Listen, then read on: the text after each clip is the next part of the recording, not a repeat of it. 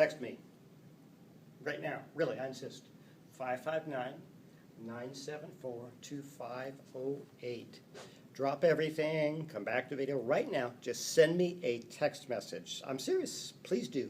A random text message. Anything. You don't even have to tell me who you are. You could forward me something from your inbox. Just send me a text message. All right. What is this Bible class about? What is the other Bible class about? What is life about? One thing, in a certain sense, texting. All you ever do for a living, 24/7, is send, receive, and interpret text messages. Huh? That's your job. Tell your friends that. Put it on your business card. What do you do? Oh, I send and receive text messages. I interpret text messages for a living. The word text we used to always apply just to say reading a textbook, but now we've broadened the word out. The word text, in one sense, means any message in any medium designed to communicate anything. So bottom line, everything that's communication is a text. Anything can be a text. Reading a textbook is a text. Watching this video is a text. Watching a film is a text. A conversation you and I might have together, that's a text.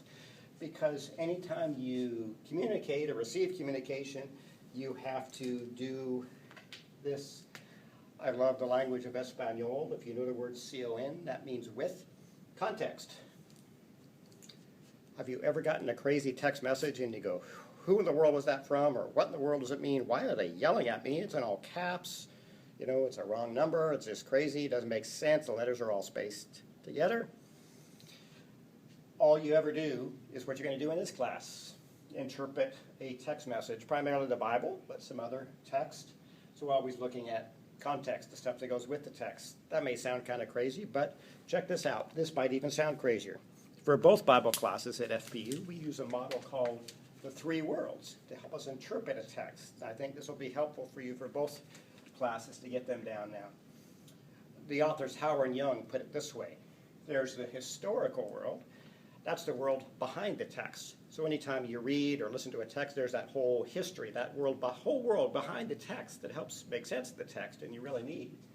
The literary world, that's the words on the page. There's a whole world created by the text. I look here and there's poetry. That's a literary world observation. Contemporary world, and that's you and I in front of the text. Summary.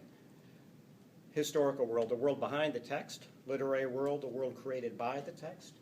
Contemporary world, the world in front of the text. You and I reading, interpreting a text today. So when you send me a text message, 559-974-2508, some of you have been afraid to do that. Come on, do it right now. Anything.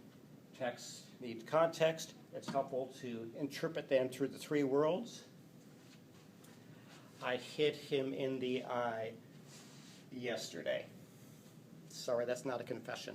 It's just a sentence. This is the only sentence linguists have found in English where the entire meaning of the sentence changes depending on where you insert the extra word. Let's just say, like a lot of ancient texts, the Bible, for example, you found in a cave an ancient scroll, and in the ancient world, a lot of texts, crazy, like a bad text message. They were all written together in caps, no punctuation. Like I said, you just got to figure it out. So you found a scroll that said, I hit him in the eye yesterday.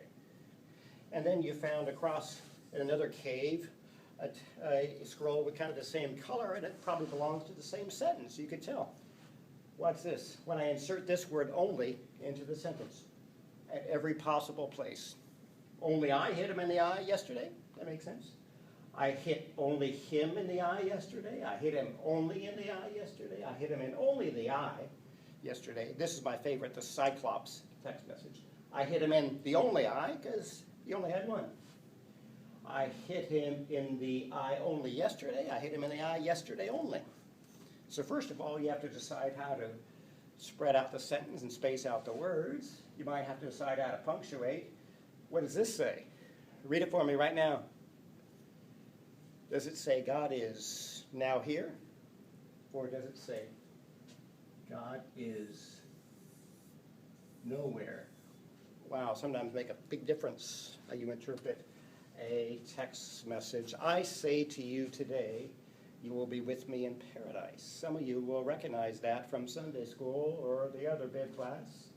Jesus was dying on the cross. He had a thief on one side, a thief on the other side. To one thief who repented, he said, where the Bible says this about Jesus, I say to you, today you will be with me in paradise. The letters are all caps, all smushed together, but that's probably the only way to make sense of that. But watch what happens when you need to put in punctuation and caps and so on. Did he say, thief, I say to you, comma, quote, today you'll be with me in paradise? Or did it go like this? I say to you today, comma, quote, capital, you will be with me in paradise. You see what the difference is? Huge. Does he mean now? Or maybe a zillion years later? Either way. So thank God, literally, that our Bible has already solved most of those confusing text messages, but originally they were all caps, and we put some context to them. I never said your sister was ugly. Read that sentence aloud to yourself, but emphasize one word at a time. For example, I never said your sister was ugly. I never said your sister was ugly. And by the time you're done, you realize it's the same principle. Depending on which word you emphasize, you can have all kinds of different meanings about that text. I'm looking forward to being with you in this class. You might have noticed there's all kind of crazy scribbles on the board, but there's also some very interesting pictures, or we're going to call them signs.